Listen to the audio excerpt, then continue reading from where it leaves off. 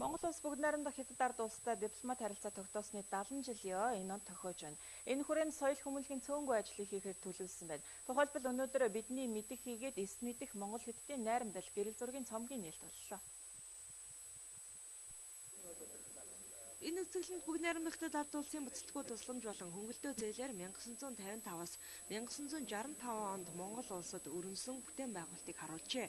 Бидний сайн мэдих инх тайвны гүүр төв цэнгэлдэх хүрээлэн зэргийг 1958 онд тус улсын тусламжаар барьж байгуулсан түнчлэн хөдөө орон нутагт соёлын төв сургууль цэцэрлэг барих зэрэг нийт 850 орчим барилга байгууламж байгааг энэ удаагийн цомогтоо дурдсан байна. 1952 оны 10 сарын 4-нд Монгол улс Хятад улсын хооронд эдийн засаг ба соёлын хамтын ажиллагааны хэлцээр байгуулагдсан. За тэгээ 1955 оны 4 сарын 7-нд бол Монгол Хятад улсын хооронд бүгд найрамдах Монгол ард улсын бүтээн байгуулалтанд туслах ажилчид томилон явуулах тухай хэлцээрийг байгуулсан байна. За тэгээд 1955 оны 5 сарын 8-наас 6 сарын 12-нд анхны Хятад ажилчид бол Монгол улсад хүрэлцэн ирсэн байна. Энэ үед хоёр улсын харилцаа барилга бүтээн байгуулалт худалдаа эдийн засаг соёлын олон салбарт өргөжин хөгжсөөр байна. Харин цаашид нэг бус нэг зам санаачлах хөгжлийн зам стратегийг хэрэгжүүлэхэд анхаарна гэдгийг талууд онцолж байна.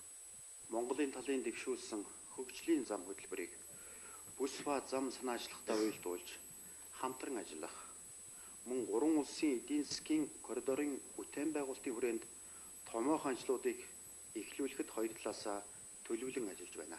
Монгол улсын хөгжил цэцгэлэлд Монголын ард түмний сайн сайхан амьдралд манай найр хэсэг их хөрш бүгд найрамдах Хятад улс Хятадын ард түмний үзүүлсэн хувь нэмрийг бид энэ ном үзэсгэлэнгээс үзэж болно. Хоёр улсын хэмжээнд сүүлийн жилүүдэд худалдаа эдийн засаг өргөжөнд хилж өндөр дээд хэмжээний уулзалт тудаж тогтмолжиж байна. Мөн шинэ Хятад улс байгуулагдсанаас хойш хоёр улсын харилцаанд ихээхэн ахиц гарсан.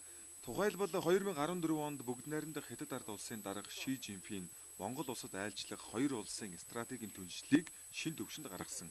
Цаашдаж стратегийн түншлэлийн хилэлцээрийг эдийн засагт үр ашигтай, ард иргэдэд хүртээмжтэй байлгах нь чухал байна.